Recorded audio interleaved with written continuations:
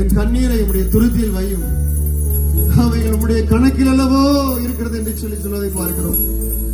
உங்கள் ஒவ்வொரு துளி கண்ணீரும், ஐயோ என் கணவர் என்னை வேதனைப்படுத்துகிறாரு, என் மருமகள் அல்லது என் மாமியார் குடும்பத்தில் என்னை வேதனைப்படுத்துகிறாரு, இந்த நெருக்கத்தில் நான் எப்படி ஜெயிப்பேன் புலம்பிக் கொண்டிருக்கலாம். உங்க தலையணையை கண்ணீரால் நினைத்தத கர்த்தருடைய கண்கள் கண்டது.